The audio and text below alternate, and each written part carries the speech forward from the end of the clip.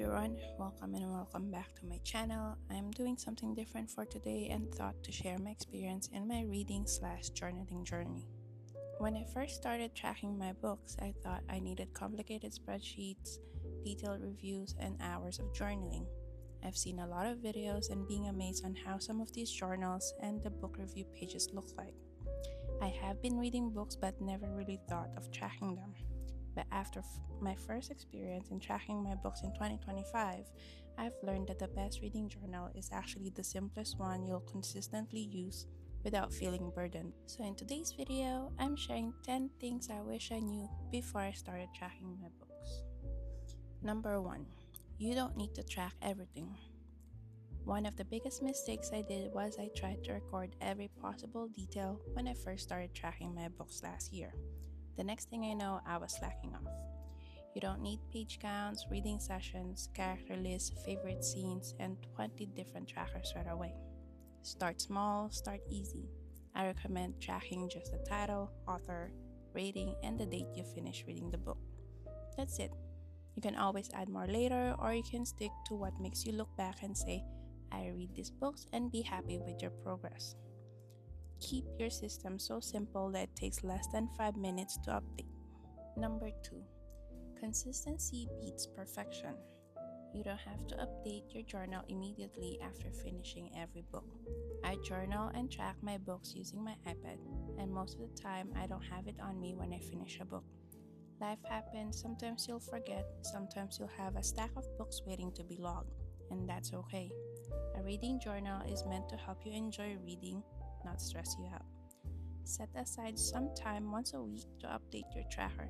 It can be 5 minutes or 10 minutes, it's really up to you. Number 3. Choose a format you actually enjoy. Some people love paper journals. I have seen it, and to be honest, I get jealous because of how pretty they look. I do not have the best handwriting, so I get conscious of how it will actually look like on a physical journal. Some people prefer spreadsheets, I have seen those as well, and some people like me love digital reading journals on an iPad. I can download fonts for personal use and add more images later. The best system isn't the fanciest one, it's the one you'll actually use consistently. Choose the format that feels easiest and most enjoyable for you. Number 4. Ratings are personal. This took me a long time to learn. Just because a book has a 4.8 star rating doesn't mean you'll love it. And just because everyone else loves a book doesn't mean you have to. Your reading journal is for you. Not Goodreads, not Book Talk, not anyone else. Just you, your books, and your ratings. Rate books based on your experience, not public opinion. Number 5. Track what matters to you. One of my favorite things about reading journals is that they can be customized. Maybe you love tracking tropes, favorite quotes, spice levels, genres, or character rankings. Or maybe you don't care about any of those things, and that's okay. Personally, I love taking quotes from books. I used to have a physical notebook and write down quotes from books I read. The problem I had is space. Because I wrote down every quote that I like and wanted to keep and remember, the notebook runs out of space. What I love about digital reading journals is that I can duplicate and create as many pages as I want and don't have to worry about space. Plus, I get to download cute fonts for personal use. Add categories that make reading more fun for you. Number 6. Your reading taste will change. What you loved a year ago might not be what you love today. I learned that last year. And that's one of the coolest things about tracking your books. You'll start noticing patterns. Maybe you're reading more fantasy, maybe you've fallen in love with historical fiction, maybe you're suddenly obsessed with romance. Your tracker becomes a snapshot of your reading journey. I definitely noticed a change in my reading since I started tracking my books. Before, I was able to finish books in a series with no problems. In 2025, that wasn't the case. And that's okay. Review your past ratings every few months. Number 7.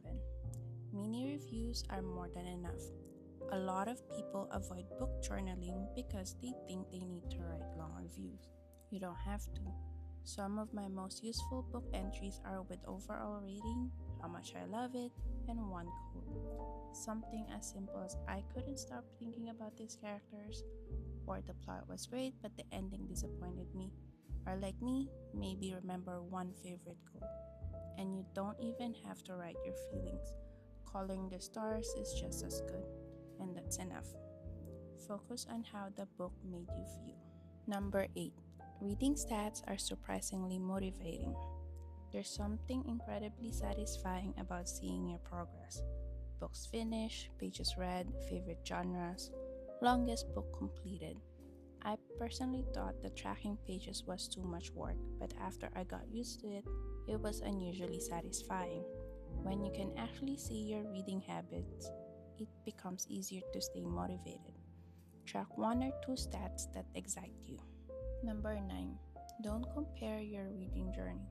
This is such an important one and something to remember.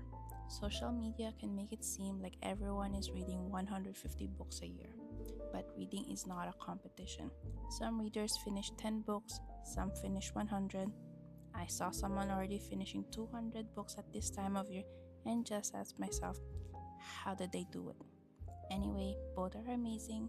You can always challenge yourself for your own personal motivation, but the goal isn't to read more.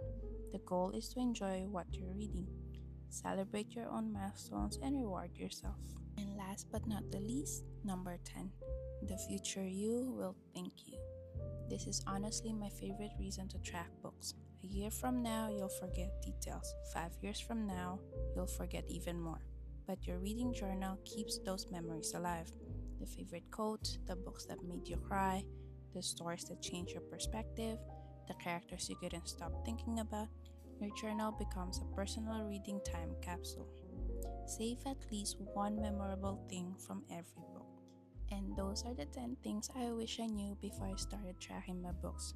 The biggest takeaway: don't overcomplicate it, start simple, be consistent, and create a reading journal that works for you. If you're already tracking your books, I'd love to know your favorite thing to record in your reading journal. And if you're just getting started, tell me which tip helped you the most. Don't forget to like, subscribe, and check out my digital reading journals if you're looking for an easy way to start tracking your books. Happy reading, everyone. I'll see you in the next video. Bye!